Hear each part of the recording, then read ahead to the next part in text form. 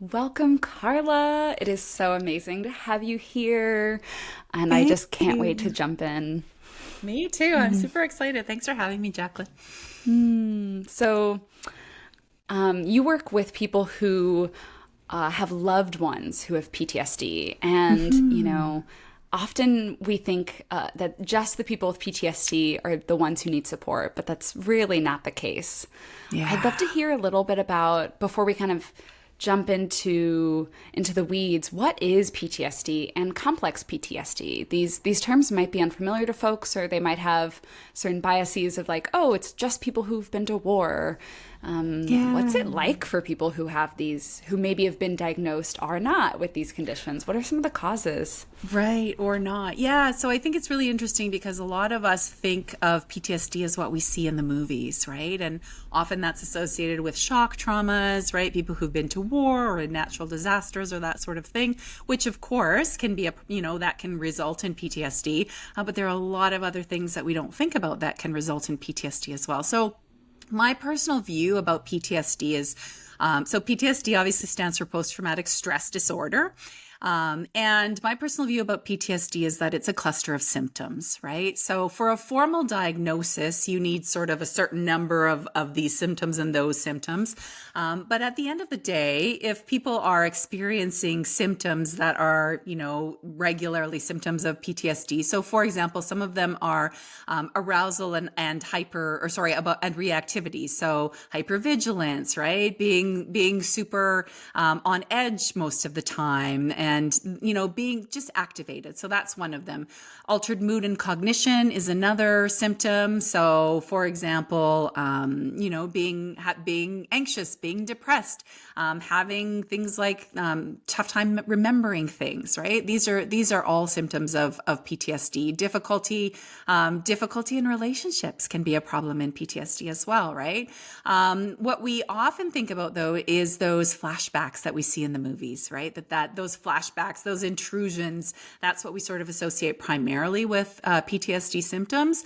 And of course, that can be it. But the other thing that I want to mention, and you mentioned complex trauma, is that there is something called emotional flashbacks. And so there's a really great book that's written by Pete Walker called CPTSD From Surviving to Thriving, I think. And in it was the first time that I was actually exposed to that term when I read that book. So emotional flashbacks are the product of our bodies remembering things, right? And it's not conscious memories or conscious triggers. So we know the word triggers usually, and triggers can result in PTSD symptoms, for example, feeling, hyper aroused or getting shut down.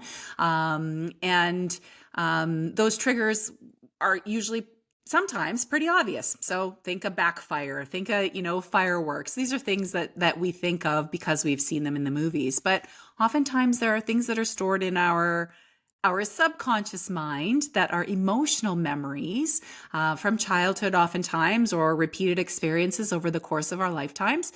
And those can cause that kind of reactivity or shutdown that is common with PTSD. So I think of PTSD as a cluster of symptoms. And one of the biggest questions that I get from partners is, how do I know for sure that my partner has PTSD? And so in those cases, I usually recommend talking to a doctor. But the truth is that if your partner is experiencing symptoms that are common to PTSD, it's likely that they have experienced trauma in some way, shape, or form.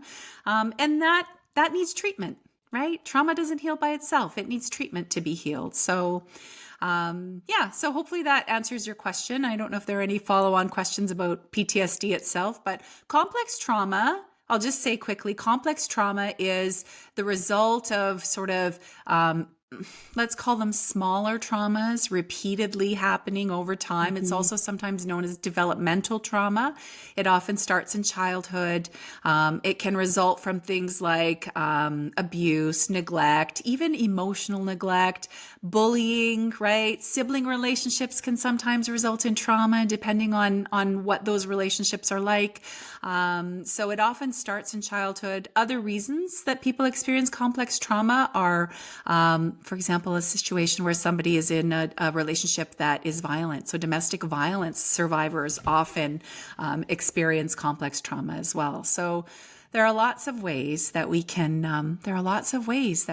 have what's formally known as PTSD, which is basically symptoms of trauma. Yeah. Oh, wow. There's so much there. I think what stands out to me is that a lot of the symptoms that you're talking about could be misdiagnosed as depression, anxiety, ADHD. And I'm curious what it's been like for your clients or their loved ones who, maybe just thought that they had depression their whole life, or they're like, gosh, I just struggle in relationships. Like, they maybe thought it was just this or just that, or maybe they're like, wow, it's weird, I have like 5 different diagnoses. Yes. Yeah, can you speak to that? Yeah, absolutely. So I often say that all of the Ds, right, the disorders, so for example, bipolar disorder, post-traumatic stress disorder, borderline personality disorder, all of the Ds to me are the result of trauma. Right. And so, yes, you're 100% ADHD. Also, oftentimes there are theories that say that, yes, it's a brain wiring thing. It's a neurodiversity or a neurodivergence, but oftentimes it can be linked to trauma as well. And so, for many of my clients, their partners or loved ones, and my husband as well, because that's my reason for being in this profession, I guess let's call it, is lived experience, right? Wanting to support people who are going through what I have been through. And so my husband also is, ADHD and PTSD. And oftentimes clients will tell me, my husband, now his psychiatrist is saying maybe it's BPD, maybe it's borderline personality disorder. So at the end of the day, in my personal opinion, it doesn't really matter what the diagnosis is, right? What matters is getting treatment that is effective for your personal nervous system, right? And sometimes that can take a lot of time, and it can be frustrating to try to find someone that you can safely co-regulate with, a therapist, or whatever the case is, a coach. Sometimes, if you don't have a diagnosis, sometimes working through those things with a coach. But at the end of the day, there's symptoms of trauma, right? And so finding the treatment that's going to work for you to be able to move forward and lessen the impact of those symptoms in your daily life, the better off you'll be, right? Yeah. And because trauma is such an embodied experience, it's the body remembering, Yes. we have to figure out, okay, how do I support my nervous system? How do I, at the bare minimum cope, but maybe change how my body relates to those triggers or those memories or all of that. Exactly. Yeah. Exactly. And oftentimes the first step is just being aware of what those things are, right? Or more so being aware of your nervous system state, right? Because then when you know what state you're in, you can start to activate tools that help you to shift your state back to the ventral, what we know as the ventral state, right? To a safe and social state where you can sort of optimally function again, right? Yeah. Yeah. Well, I would love to hear about your journey and your husband's journey. How did you end up here? Sounds like he's been diagnosed with either PTSD or complex PTSD. What has his and your journey together been like? Yeah, so the really interesting thing about complex PTSD is that in North America, it's not yet a formal diagnosis. So it's something that is relatively newly being understood. In parts of Europe, it is. But here now, it's just maybe in the last, I would say, 10, 15 years that it's starting to be more and better understood. So I understand now that my husband has complex trauma, but our journey together was really interesting. So where it started so first of all, I'll mention that we met in Afghanistan. So the two of us were both working for civilian organizations that were supporting the peacekeeping efforts in Afghanistan. So when you hear that, the first thing you think of is like, wow, danger, right? Trauma, those, and that's interesting and of course possible, right? But my husband's experience is kind of double-edged. So he had the experience of working for the UN during the war in Yugoslavia. Okay. So he was exposed to some really intense, let's call them shock traumas and combat trauma. But he, on top of that, also has the experience of having childhood trauma as well, right? So experiences in childhood that got stored in his nervous system and were carried with him for all those years, all right? I often talk about it as carrying a stress and trauma backpack. So we're all carrying this backpack, right? We start carrying it when we're little, and all these sort of things start to go into our backpack. And if we don't have the resources to unpack that backpack and make sure it doesn't get too heavy, then we end up with a diagnosis like CPTSD or PTSD or something like that. So for Murray, that's my husband's name. So for Murray, he was carrying around this backpack for quite a few years. And he actually testified at the War Crimes Tribunal in The Hague a few years before he sort of had his, let's just call it his breakdown. We kind of colloquially know it as a nervous breakdown, right? So what happened for him was he literally collapsed at work. So he fainted at work. And of course, he was in his 40s at the time. So right away, they assume maybe it's some a heart attack, heart trouble. And he was working in a remote location. So he was actually medevaced by a helicopter to the hospital and had all kinds of testing done. And everything was fine. There were no enzymes to show he'd had a heart attack or a stroke or anything like that. And so they were like, you're fine. Your heart is healthy. The doctor actually said to him, I'd love to have a heart as healthy as that when I'm in my 40s. Right. So physically his heart was healthy. But once we knew something was going on, we decided to see if we could get some support, starting with our family doctor. And the family doctor, knowing Murray's history, having been in the UN, having been to Afghanistan, said this could be post-traumatic stress. Yeah. And so you and I have talked about this before, Jaclyn, but it's really interesting to me, and it dropped in for me, that if he didn't have that experience of having combat trauma, it might not have registered that what he was experiencing was post-traumatic stress. But I think it's really important to understand that experiences throughout our lives can lead us to that place where we're having symptoms of trauma. So for example, bullying was something he experienced as a child, right? Even as I mentioned, things like emotional neglect, right? We kind of discount that, but we are emotional beings, right? We need other humans to co-regulate with and help us understand and regulate our emotions. And if you don't have that, and I think that actually, I'm not sure if it's Gabor Mate, but they talk about when you distinguish between big T and little T trauma, oftentimes big T traumas are things like wars and disasters and car accidents and those types of things. And the little T traumas are often more about what we didn't get that we needed. Yep. Right? So in that journey, I, of course, started to struggle. Right? I mean, we co-regulate with each other. We pick up people's energy, right? When somebody you love is suffering, you want to do everything you can to help, support, fix, right? Unfortunately, that last thing is a problem when we get into fixing. But we want everything to be better for them, right? And so I started to burn out. And for partners like me, secondary traumatic stress can be a real possibility, right? And so my mental health started to struggle. I started feeling shut down. I started being, activated when, my son would yell. And my son was really young at the time as well. He was 2.5 years old at the time when this first happened. So I started on a journey of trying to find things that would support me, but there was nothing that was specific to loved ones of trauma survivors. It was kind of me piecing together just whatever I could find that worked for me. So over the years, as I did that, I realized that there's room for this. People need this. People like me who support, who are caregivers or supporters or loved ones, they need that support as well, right? Yeah. And so that was my journey. Started doing training, for meditation and then somatic practices, EFT tapping, somatic stress release, which is where you and I met, right? In our somatic stress release training.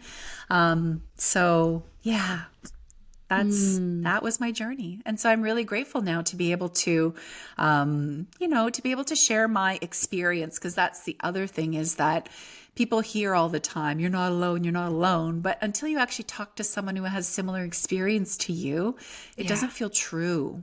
Right? Yeah. You can feel very isolating, very alone. Most people don't understand that, and they just, so it's hard to talk to other people about it. So that's what I offer, a compassionate witness, a compassionate and regulated nervous system to talk to about what you're going through, and figure out what makes most sense in terms of resourcing yourself to keep supporting that person in your life. Wow. Thank you for sharing. And that image of the backpack really resonates. And I just want to piggyback and really say that for that complex trauma, that developmental trauma, it doesn't have to be that there was someone who was maybe a bad parent or neglectful parent. It can be a parent who's really busy and just not around. Yes. It could be a parent who's, they're struggling with their mental health, so they can't emotionally attune in the way a child needs. There can be so many ways that unfolds, that there isn't a person who's right and a person who's wrong. And I think that often with trauma, it's that there's a victim and there's a bad thing that happened. And so I also want to just really shine that light for anyone who might be reflecting on their own experience, but being like, oh, but my parents loved me. Yes. That can be true. And, our young selves are so malleable. And so when our basic needs aren't being met, whether at home or at school or in whatever way, we really take away, I'm not safe. The world isn't a safe place. And then it makes sense why years later, when we're in those really intense situations, like being in the middle of a war, that, that person who has that big backpack is more likely to develop PTSD from that than someone who, isn't carrying that type of backpack, because their system can metabolize it versus already being in that maybe activated state. So I feel like a lot of that just really clicked for me. So thank you. I appreciate that you said that too. I think it's really important to highlight that. And, I often reflect on the fact that many of us are children of people who came to either, I'm Canadian, right, to the US or to Canada or wherever from other places. And so when you reflect on that, those people are often in survival mode, right? And so they're doing their best to survive, to provide the basic needs for their kids: food, shelter, water, right, clothing. And sometimes that emotional stuff gets left behind, right? And so it's really important to have, and that's part of the work also, I think, is to work through having compassion for your situation, for other humans, because we're all doing our best, right? And that's not also to say that in abusive situations that there's no fault, because of course there is fault in an abusive situation. But I love that you highlighted that it doesn't always, it's not always intentional, right? It's not intentional that somebody is I don't know, neglecting us, or we're all doing the best that we can, right? Absolutely. And many previous generations, the concepts now that we have about emotional attunement and support were not on the radar at all. So it's not even like they were parenting to the best of those standards. Yes, 100%. As we start, as when we know better, we do better, right? Is that, I think that's a Maya Angelou quote or something. Yeah. And I think as a society, I'm really appreciating that we're orienting more towards trauma-informed care. And now primary physicians are knowing more about trauma, so they can connect those dots. Yes. To go back to even what you were saying before, so the World Health Organization recognizes complex trauma as a diagnosis, but you're right that in the United States DSM doesn't. It sounds like in Canada, where you're at, they don't. And so for me, this was 2 years ago at this point, maybe more, I was seeing, a new primary care doctor, got new health insurance, and was telling her about my life and my struggles. And she was like, okay, well, it's sounding like you have experienced complex trauma.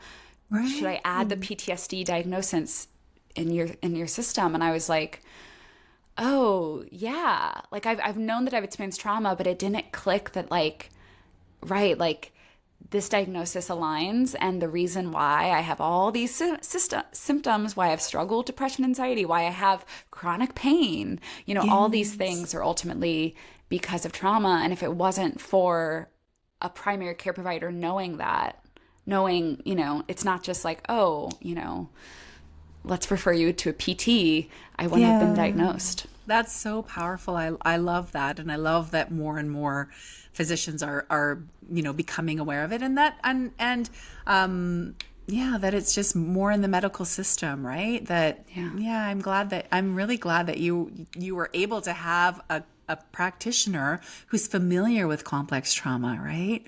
That's really powerful. Well, I would love to hear more about, the clients you serve. So people who have a loved one with PTSD, complex trauma, which may or may not mean that they've been diagnosed. So, right, it could be someone who has a loved one who repeatedly struggles with depression or anxiety, chronic pain, who struggles with maybe regulating their emotions, many of the sort of Yes. things that you touched on that, yeah, can be because of trauma, but even if they haven't had a diagnosis. So, what's it like for folks who are supporting loved ones, Yeah. and what are their needs, and sort of like, yeah, tell us a bit about this population. And I'm kind of even in some way, I'm hoping that maybe some people are like, oh, wait, this is me. And so then later, when we talk about how you support your people and give some tips, they can be like, oh, okay. And not Yeah. just like, oh, we're talking about a population that's not me. Yeah, so it's really interesting for me because in hindsight, I went, oh, yeah. As I started to get more psychoeducation and understand trauma, I went, oh my gosh, of course. And one of the things that I dealt with a little bit was some shame around Mm, how could I not see this happening? How did I not know that this was going on for my partner? Right? Because he did have nightmares, but I never associated them with PTSD, right? But in hindsight, I could see that that was probably it. So that's often when people come to me when they're starting to struggle with, so there are a few different situations. One is where I'm going to pause here and I'm going to say that complex trauma is often relational trauma. Okay. So that's a really important thing to understand, because oftentimes what happens is, those angry outbursts that you talk about, right? That sometimes when we have the neuroception of risk or danger, we don't really understand it. It comes from something that happened to us in the past that's lodged in our body and in our nervous system, but we might not necessarily have conscious awareness of it. So often people come to me when they're stuck in this conflict loop with their loved one, okay? That they're repeating the same pattern, which can be really damaging, because what we're doing is we're building neural pathways, right? We're reinforcing a pattern. We need a pattern interrupter to be able to get off that superhighway and do something differently. And it can be really hard when our nervous systems are wired a certain way, right? And so attachment theory comes into this, of course, right? Our own personal attachment injuries. It's really important to start to understand that. So people come to me in that situation. They come to me oftentimes when they know or their partner does have a diagnosis, but doesn't want to seek treatment. And they're very frustrated because they want things to get better, right? And the person, and it makes sense often that a trauma survivor doesn't want to seek treatment, because it's very difficult work. It's very difficult work. And if you have a full-time job and you have responsibilities and you have all the things, you don't want to layer more things on top of that. Not to mention that traditionally, healing trauma has been about exposure therapy and rehashing what happened, which is not always helpful, right? What's helpful is the here and now, what's happening in my nervous system, and how do I respond to that so that I can relate to somebody in a different way. So the conflict loop, the not seeking treatment, and often at relationship crossroads where they're at a point where they're like, I don't know what to do anymore. I can't handle this. This is like we're constantly fighting. Or the other thing that often happens, Jaclyn, which is really, really interesting, and people, it gets personalized. Us as partners often personalize it, is that a trauma survivor wants to isolate. So they have decided that they're moving out on their own, or they keep saying they want to go to live in the forest, in a cabin in the forest by themselves, right? And so for family members and loved ones, that can feel really like, that's really destabilizing. You can personalize that, right? Like, but for the trauma survivor, especially somebody, and we can talk maybe a little bit about the autonomic ladder, but especially for somebody who's often in a dorsally regulated space, that isolation feels good, right? They just want to numb out, get away from the world, not be exposed to any of their triggers. It has nothing to do really with their family, although sometimes the family can be, that can be destabilizing. So yeah, people often come and say like, he left. I don't know what happened. I don't understand it. What did we do? And really that's, working through that emotionally, is it's a really common thing. I had a consult with a lady last week that was like, he just keeps saying he's not coming back. And I said, this is a really common thing. And the relief she felt to know that it wasn't about her or the family was like immense. Right. So that's when people usually come to me, and the journey is first taking care of our own nervous systems as loved ones, right? Because Stephen Porges, who's the founder of polyvagal theory, he has a quote that says, "We mirror the autonomic states of those around us," right? And so, of course, if your loved one is activated all the time, it's hard to stay in your window of tolerance and not get activated yourself, right? If your loved one is shutting down and shutting you out, it's hard to be either not activated or not shut down yourself, right? So we co-regulate with other nervous systems. That's the relational aspect. So taking care of our own nervous systems first is the most important thing. And then working through all the emotional stuff that comes up, guilt and shame and frustration and grief, right? Grief is a big one for loved ones of trauma survivors as well. Oh my gosh, you've said so many things, but I would love to hear. No, it's so good. I'm like, which path should we go down? But you mentioned the polyvagal ladder twice, and I definitely teach about this, so folks might know about it. But can you give us a quick kind of like, what's the polyvagal ladder? What are these different states that you're referencing? Yeah. And why I love it is it's a map where people can be like, oh, that's where I am. That's why my thoughts, my behaviors make so much sense. That's where they are. That's why what they're doing makes sense, and it's not personal. And it sounds like that's really supportive for your clients. 100%. And I love what you said about how understanding where we are, helping ourselves make sense. It's just such a and that's a self-compassion piece, right? Going, okay, of course I'm going to be reactive if somebody else is reactive, right? Of course I'm going to want to shut down if my partner is shut down. And so the polyvagal ladder. So I use a version of it that's adapted from Deb Dana's body of work. And basically, we have this thing called our window of tolerance, or our social engagement, our ventral vagal sort of space. And that is where everything is good. We're safe. We're communicating. We're curious. We're compassionate. We're all the good things, right? Life is good. And that's kind of the top of the ladder, okay? When we start to experience dysregulation, so dysregulation is just starting to feel uncomfortable, right? Starting to feel, maybe you're a little irritated. Maybe you're a little, you're a little reactive or a little avoidant, right? So that's the fight flight space. When we start to experience dysregulation for whatever triggers are going on for us, we drop down into sympathetic activation, what we know as fight flight generally, right? We get maybe a little bit irritated, so we want to move towards something. So this is mobilization energy. We want to like move towards something to fix it, or to make, to make it better, or we want to move away from something. We want to run away, the flight energy to avoid it, right? And so when we're in that space, oftentimes physiologically we'll notice things like, people often say sweaty palms or pressure in our chest. And it's often, I think the easiest way to look at it is that people often associate the symptoms of anxiety as that's usually what people think of when we're talking about sympathetic activation. Then when we're in sympathetic activation, did you have something to add there, Jaclyn? Oh, Were you no, gonna add just, something? No? just Okay. completely agree. Okay, cool. So then when we're in sympathetic activation for some time, or when whatever the threat that we're perceiving or neuroceptively noticing, so that neuroception is that interior noticing that happens. It's not conscious. It's in our nervous system. Our nervous system has all these files that it goes through to say, okay, what's this experience similar to? And it notices, it's a split second thing that happens, but an easy way to explain it.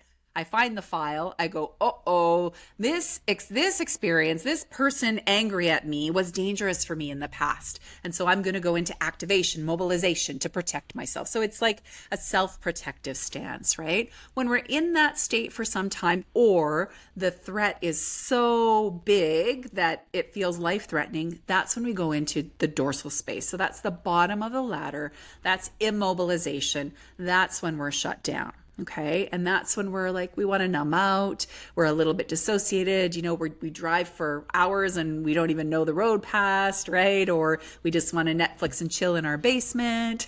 That's my husband's go-to when he's shut down.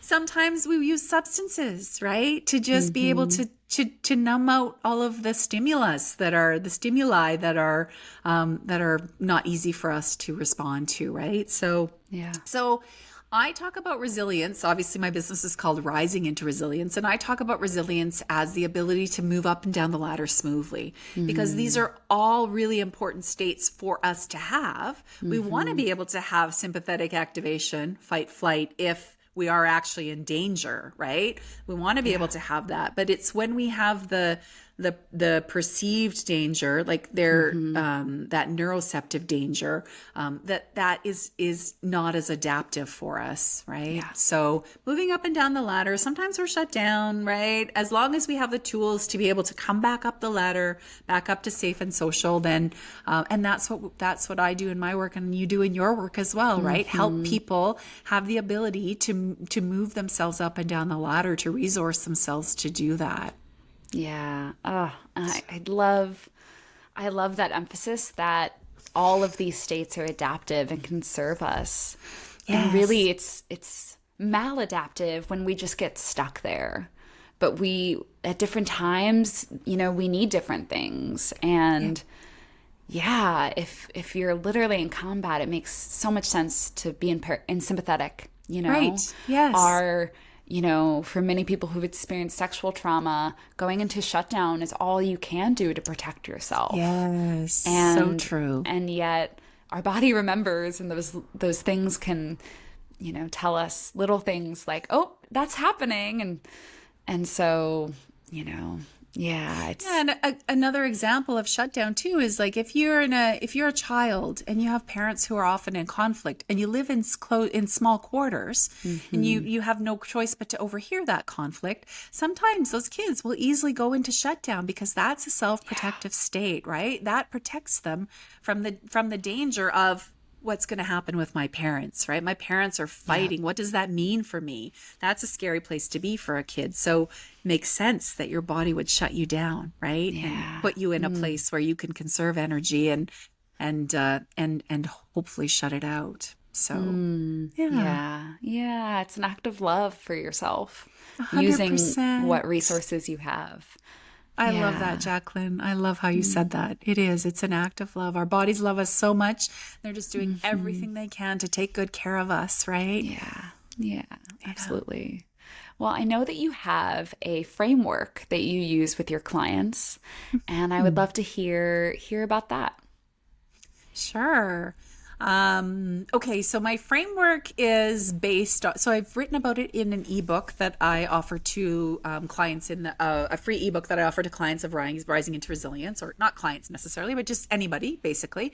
And it's a word. So it's basically the word courage, because it takes a lot of courage to continue to support someone who's struggling, right? And to do your best to take good care of yourself as well. So the C, which we've talked a lot about already, stands for calming, and Connecting with, calming, and toning your nervous system. That is the foundation of the work, to be able to stay in your window of tolerance, or in that at the top of the ladder as much as possible, but to be able to move back up into that space when you are activated or shut down. So just introducing practices, repeating practices. I do a lot of somatic work with people, as you know. EFT tapping, emotional freedom technique, is a really great somatic tool for calming and toning our nervous system. So there are tons of things that we can use for that particular step, but that step threads through the entire framework, through the entire sort of duration of work together, whether that's in a group program or in private coaching. So that's where we start. We kind of get a foundation. And then we go to a place called, so the O stands for outline your outcomes. So that's getting clear on specifically how you want to feel, right? Because polyvagal theory is all about feelings, right? Feelings and sensation, feelings in our body, and emotions. And getting clear on how you do want to feel, right? We know what we want to move away from, but it's also really important to know what we're moving towards, right? So, this framework is based on, loosely based on Danielle Laporte's Desire Map. So that's a book that's written by Danielle Laporte. And actually I host retreats where I go through the whole Desire Map experience to get clear on your core desired feelings. Know how you want to feel. Know how you want to feel. And then you can know what you can do as you start to know yourself better, what you can do to move yourself into that state, right? So that's outlining your outcomes and your overall goals for your relationship, right? For your own well-being. And then the third step is the U, and that's all around understanding your obstacles. And that is understanding your own patterns, right? Where am I on the ladder most of the time? What is my go-to, right? What are my triggers? What makes me start to feel, judged or shamed or blamed or whatever it is, right? So that's to some degree exploring attachment injuries, right? We all have it. We all have an attachment style in every relationship. We have an attachment style, right? And so that's part of it, but also like the thoughts, the feelings, the beliefs that are sort of our pattern, understanding those so that we can start to unpack them and start to decide, okay, I have this pattern of reacting. Do I want it to be different? Yes. Okay, how do I get there, right? I have this belief, let's say. I have this belief that I don't know, let's just say something that's really common for people, that I'm not worthy, or I'm not good enough for, right? This relationship, this situation, whatever it is. Okay, well, let's really explore that. What would you rather believe, right? Well, I'd rather believe that I am worthy and I am enough and I am here for a reason, and all those things. So unpacking those things. So those are kind of the three primary parts of my framework. And the rest is like, R is for repeating, right? Repeating these practices, compassionately witnessing your own behavior, compassionately witnessing your partner's behavior, and understanding that, moving through it, and always regulating through the process. And then where am I? I'm with the R. Oh, ask for and accept support is the A. So some of us are not very good at that. I was like really bad at that. I really dealt with I had a hard time being vulnerable. I had a hard time talking about what was happening for my family and for my husband and for me, even with the people closest to me, my family, my parents, my sister. It was a difficult thing to do. So getting to a place where you can ask for and accept support is really important as the loved one of a trauma survivor. And it's one of the first things that I often ask, what's your support network like? And oftentimes the answer is, I don't really talk to anybody about this, which is, I completely get that. I was there too, right? So that's important. Ask for and accept support. And then giving grace and gratitude. Gratitude has been a really important part of my journey. I'll share a quick story about something called 100 Happy Days. Have you heard of 100 Happy Days before? Okay, so this must have been back in 2015, I think. And a friend had posted on Instagram a hashtag 100 happy days and a picture. And so this is a challenge that's basically finding one thing that you're grateful for that makes you happy in the day, post a picture of it on Instagram, hashtag it 100 happy days. And I didn't really think much of it at the time. I knew about gratitude, but I didn't have a practice. And I started that, and it was amazing what happened for me in 100 days of finding one small thing in the day that made me happy. It could have been as simple as my son laughing, or a flower on my walks, simple things like that. And it takes, on average, you may have heard this before, it takes on average 66 days to build a new neural pathway, right? Some people it's less, other people it's more. But in those 100 days, those 100 happy days, I built a new neural pathway of actually seeing the good in my life as opposed to dwelling on everything that was bad and wrong, right? Yeah. So that was the start of it. And it's why it's a part of my framework, because it's so important. And the generous explanations, giving grace, that's understanding the ladder and understanding that everybody has human experiences that lead them to show up in certain ways. And so I like to give as generous explanations as I can for other people's behavior, right? The phrase like, what's wrong with people, really bothers me, because people are human and we all have experiences that cause us to show up in certain ways that maybe aren't comfortable for other people, but we all have a story. So yeah, that's the framework. The E, of course, is just for enjoying the journey, which sounds kind of trite to people sometimes, but we have to find the gifts in the journey, because otherwise it can be a tough go. Yeah. And, the reality is that this journey of life never ends. Our healing journey never ends. And so if you're so fixed on the outcome, and I would love, that the second piece is outlining how you want to feel. Because, oh my gosh, the whole thing with sympathetic and dorsal shutdown is that our body is trying to address something that's happening by moving towards it, moving away from it, shutting down. And yet in that, we're not actually moving towards what we desire. Granted, our anger might be us protecting ourselves. So there is desire kind of deep within there, but yeah, can you talk to, I don't know, maybe challenges that people have even orienting to oh wait, what do I want? If I'm not just trying to not struggle and not relationally struggle with my partner and have them struggle, what do I want? Yeah, it's a really interesting, I'm going to call it a conundrum, because there are so many aspects of this that are sort of baked into our culture and our society, right? And oftentimes what we think we want, they're not actually our things. They're not actually who we really are, right? And so we think we want a certain, let's say, career, or a certain, kind of house, or a certain kind of friendships, or whatever it is. But sometimes that's not true. Sometimes those are things that were gifted to us from other people's beliefs and desires. And so again, for me, my first step was getting really clear on who am I and what do I want in this lifetime? And so I think that what you said about, anger sort of sometimes being it's a messenger sometimes. So emotions are messengers.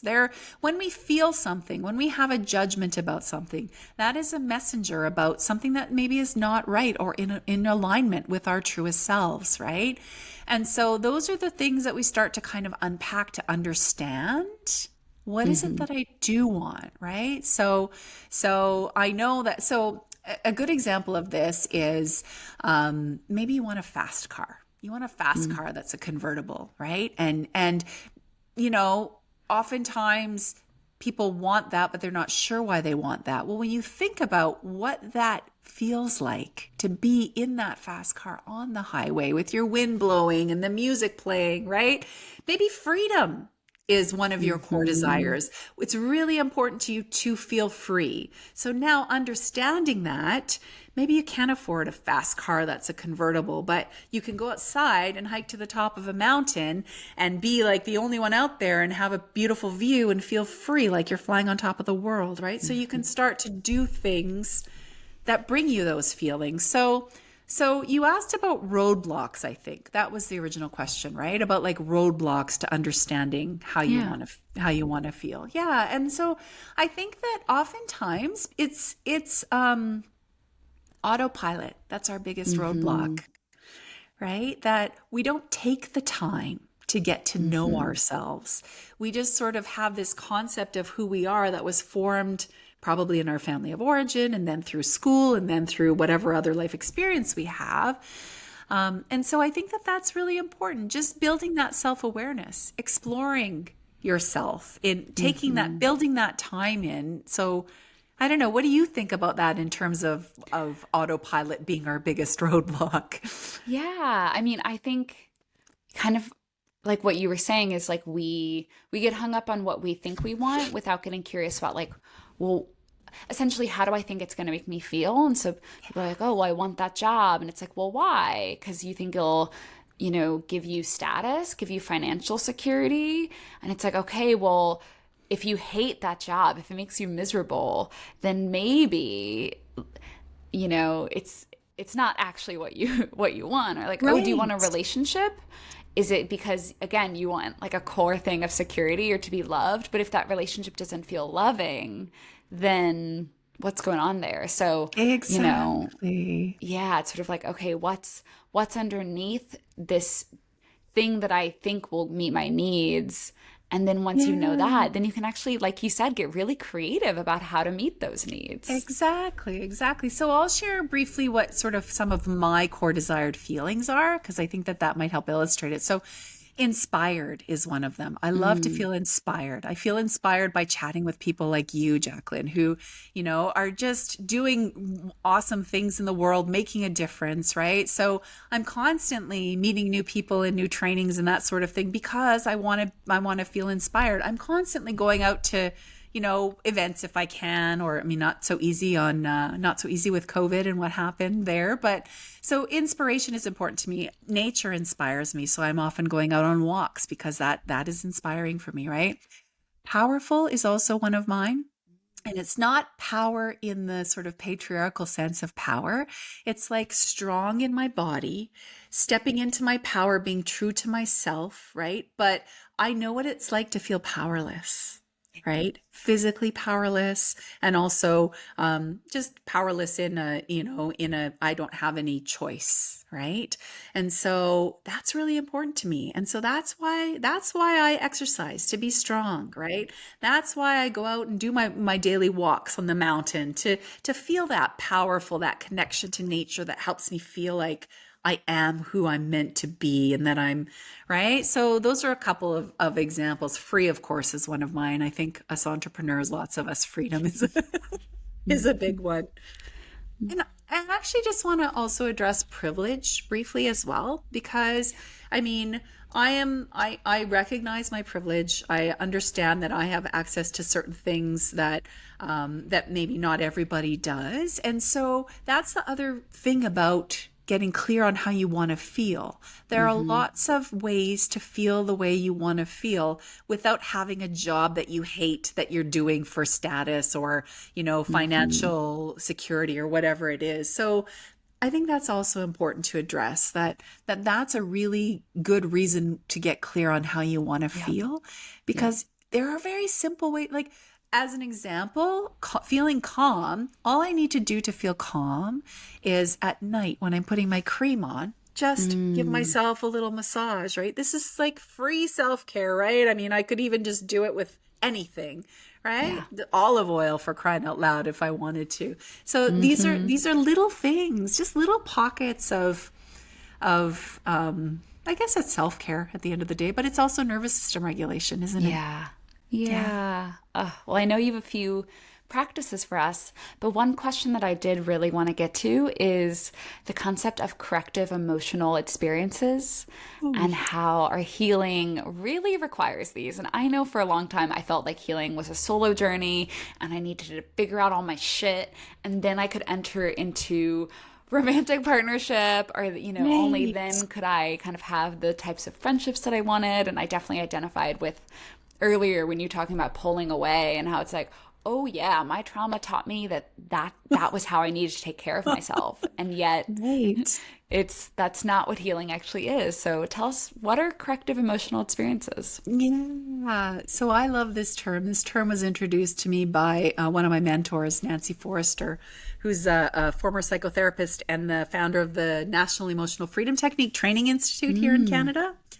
Anyhow, corrective emotion. So let's start with, we're wounded often in relationship and we heal in relationship. I think it was maybe Harville Hendricks or somebody who originally said that, but that's become sort of a common phrase in our space, right? So we talked briefly about mirroring, right? About co-regulation, okay? And so in order to heal, we need safe nervous systems that are safe for us, right? We need people who we can co-regulate with, who can see us and hear us and understand us.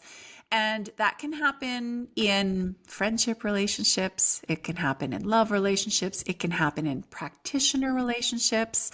So oftentimes, trauma survivors flip from psychotherapist to psychotherapist, or they want to quit a psychotherapist and their partners don't understand why they're not going to see this person anymore. And oftentimes it's because that relationship is not quite right for that person. So I really encourage continuing the journey and continuing the journey and trying to find someone that your nervous system does feel safe with, that attunement that we feel, right? And right?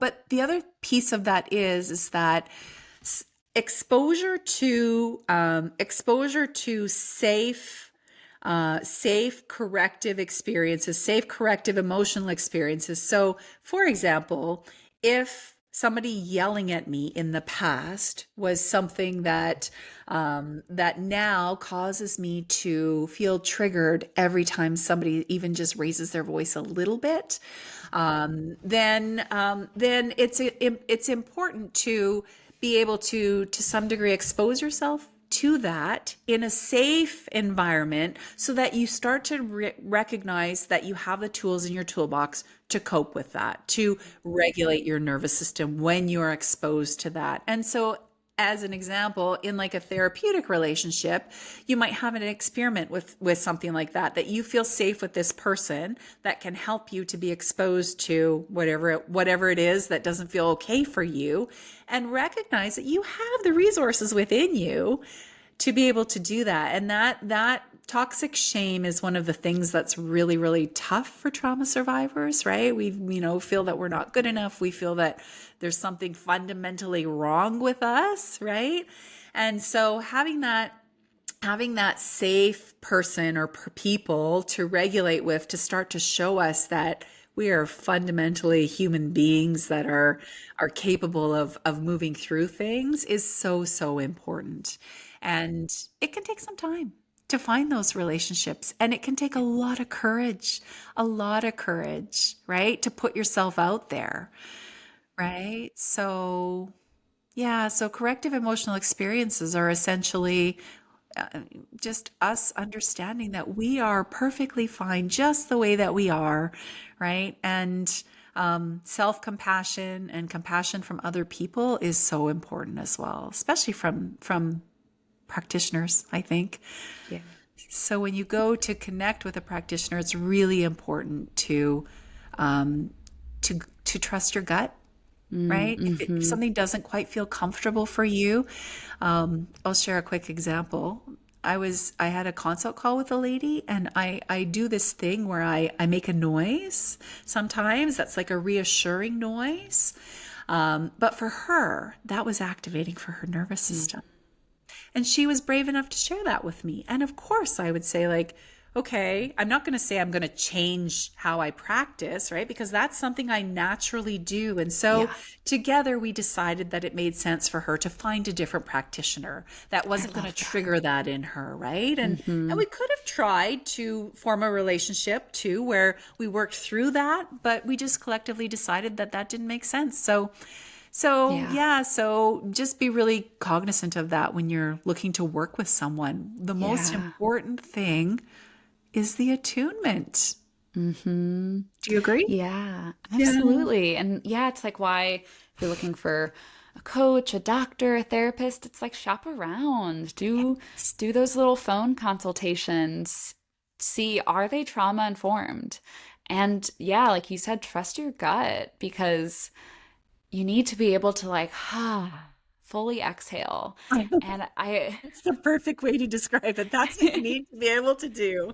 Yeah, because it's like you know the relationship that's going to be the most healing, especially when you're like first diving into these things. You know, you need to be able to really be you, and it makes so much sense that we often first experience this within a relationship in which we're paying someone who's trained, who has this Yes. expertise. But as you were talking, I was really thinking of my best friend Jess and how, she's also experienced trauma and we've experienced so much corrective emotional experiences and little things like a pan drops and it makes a loud sound and we both get activated and then we literally hug each other and say, "We're okay. We're safe." And it's someone who understood. I didn't have to bypass and pretend that I wasn't activated. We could both Yes. literally name like, "Oh, that was scary." And then be like, "And we're okay. And we're going to co-regulate." And she was the first person Yes. that I could really have conflict and say, "Hey, what you said upset me." And I got to really practice these relational skills and learn that like, this is safe and we actually can deepen in connection. And so also, depending on your trauma, if it's maybe in a romantic or sexual relationship, it makes sense that you don't go there first to have, Yes. corrective emotional experiences. You start with a practitioner, you start with friends, I'm a big advocate of practices called authentic relating. And they're these events where you get to like really share yourself and then someone shares back, "Wow, when you were vulnerable, I felt really connected to you." And it's times, even though it's with strangers, you get to experience emotional safety. And so, absolutely. And all of this, it often requires some level of ability to regulate your nervous systems to know, like, can I share this? And so it's this catch 22 of like, to some degree, we have to do the work on ourselves and we also like it happens with others and we climb that ladder by connecting with others. Yeah, and I think it's really important also to note that sometimes, especially if we're often in a dorsal place, the work is strictly nervous system regulation, right? We're not going to be digging down into, past traumas or anything like that. We're strictly going to be talking about the here and now, mapping your nervous system and just practicing regulating. And so with some clients, I stay in that C, the calm and tone your nervous system stage, for quite some time before we actually start to work on emotions and that sort of thing, right? Because actually, and I want to just mention that too, that part of the safe corrective emotional experience is also, especially if you're shut down, is that knowing that when you're shut down, you have to move back up through sympathetic activation to get to the ventral vagal space, right? And so if we can have safe sympathetic activation, right? That's part of the corrective emotional experience where because if we start to feel sympathetic activation, our system automatically wants to shut down, right?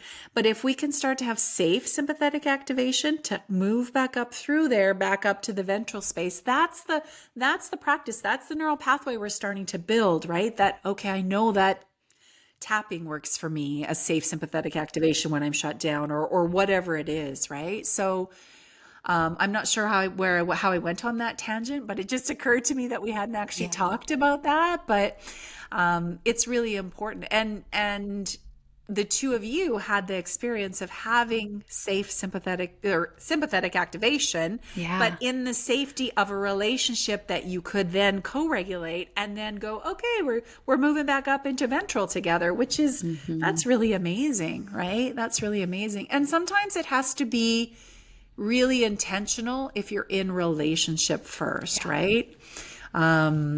Yeah, I love that you had that experience and that you were able to And I have similar experiences, Jaclyn, where for me for a long time it wasn't safe to speak my truth. And I have relationships now that it is safe, and those are relationships that help to heal me as well, right? Yeah. Yeah. And understanding each other is so important. And that's also why having common language, a common vocabulary, especially like for my husband and I in our relationship, we will say things like, my lid is flipped, right? I'm sure you know Dan Siegel's, right? My lid is flipped right now. I just need some time, right? Or my husband will say, my suds are up. Suds is subjective units of distress scale, right? And in therapy, we often use it, where are you 0 to 10?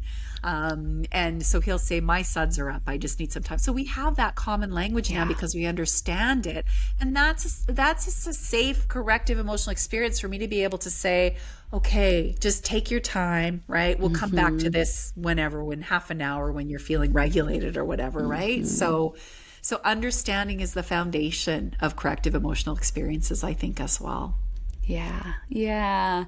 That's why I just want everyone to know the polyvagal ladder and the window of tolerance. Because if we could all just say, I'm activated right now, I actually can't, like, I can't be in dialogue. Or like, we're not going to be able to find a solution because I perceive you as the enemy. Let's all take a few deep breaths, you know? Yeah. We'll get Oh my there. gosh. We'll get there. Our kids Yeah. will get there, maybe. Totally. Maybe their kids' grandkids. I don't know. Yeah, we're making progress. We are making progress. Well, there's like a million other questions I could ask, but I want to be conscious of time. And how I love to end these interviews is with, you know, you guiding us through some practices. But before we get there, are there any last things you want to say? I know we covered a lot of ground. Yeah, the only last thing I want to say is just and it's piggybacking on what you just said, is that there's power in the pause, right? And so that's that like awareness building space, and that's that getting out of autopilot space, right? There's a power in the pause. So if we can just slow things down, and one of the most impactful things that I personally learned, and it came from my functional doctor, she said, if your capacity is 100%, don't run at 100. Run at 80, because then you have space for shit to happen. Excuse me, I'm not sure if you're going to have to beep that out or not, but then you have space for stuff to happen, because stuff happens in life, right? You have space to prevent your trauma backpack from getting fuller, right? You have space to unpack your trauma backpack. So run at 80%. There's power in the pause. Take some time for yourself if you can, right? And that's been really crucial for me in my journey, and also I often say that in my relations with clients, whether that's in the private sessions or group coaching, there's power in the pause. What can we do to pause right now, right? Slow things down. How can we slow things down? Unless we're shut down, then we don't want to slow things down.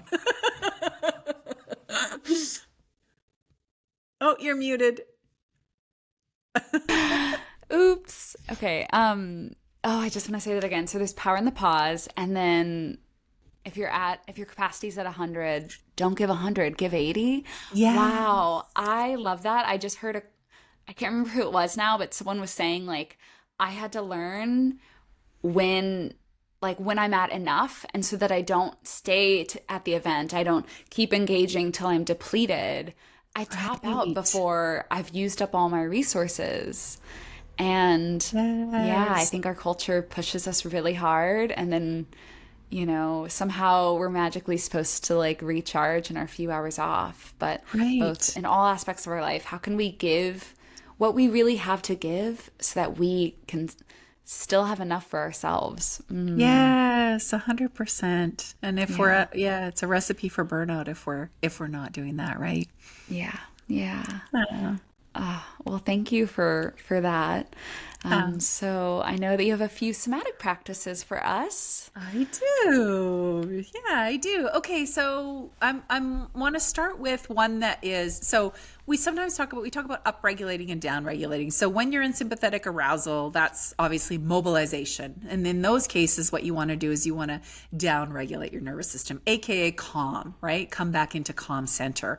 When you're in a shutdown space, you want to upregulate regulate a little bit. You want to be able to bring in a little bit of safe sympathetic activation to start to be able to function again, right? So just a couple of small practices that can be used for both of these spaces. So we're going to start with something called self-havening.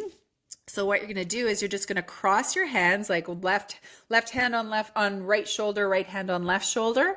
And you're just going to kind of rub down your arms all the way to your elbows. So nice and slowly. It's a really self-soothing touch.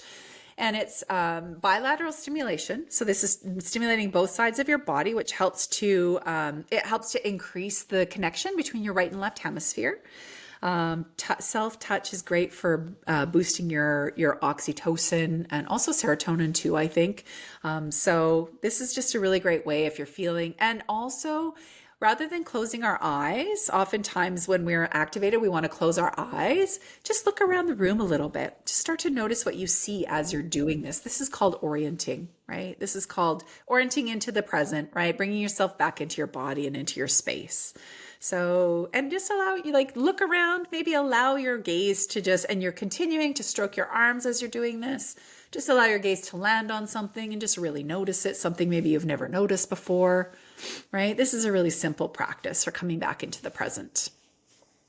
Okay. And actually orienting can be really good if you're feeling shut down as well. It helps to look up, open your eyes and look up. We just want to shut down, close our eyes, go into our cocoon. So that's a start. That's self-havening and orienting. And then there's something called butterfly tapping. So if you just bring your hands back up to your shoulders, crossed again, and just alternate tapping left and right. So this is butterfly tapping, again, bilateral stimulation.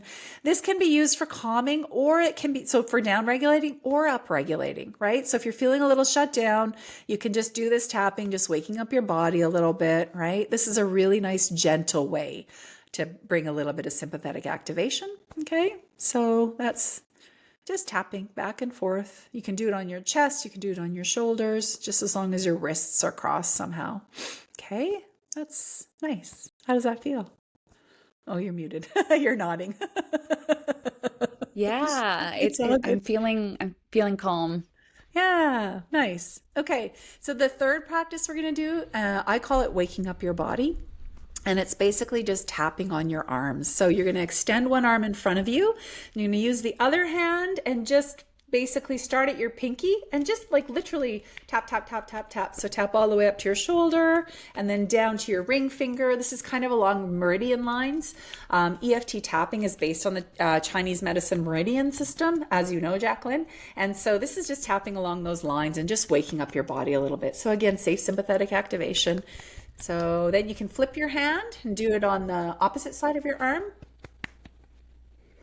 Up and down, up and down. And then once that feels good and done, I always encourage people to just drop your arms and just really take a second to notice the difference between the two sides of your body, right? Is there a different sensation in your arm that you were tapping versus your arm that was the tapper? So just noticing that. And then you can go ahead and do that on the other side. We don't have to do it, but you can go ahead and do that on the other side of your body as well. And you can do it on your legs too, actually standing up and tapping from basically your groin area all the way down to your ankle and back up again. And that's just a little bit of, like I said, sympathetic activation, wakes you up, gets you going. I love to do this at like my 3 o'clock. I'm trying to stay off the caffeine. So I'd like to do that at my 3 o'clock, sort of boost me up. Yeah, I can feel more aliveness on the side that I tapped compared to the side that I didn't. Yeah, I noticed some tingliness on my left side and it feels lighter. It feels like I'm kind of floaty on my left side too, which is nice. Yeah, it feels like the energy's moving. Exactly. And I'm much more aware and like in relationship with it.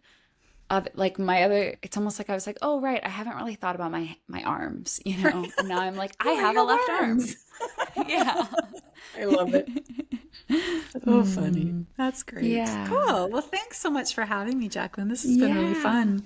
It's been such a pleasure. Well, yeah, I mean, I suspect there might even be a part 2 someday because this was just so juicy. Thank you for coming. Yeah, my pleasure.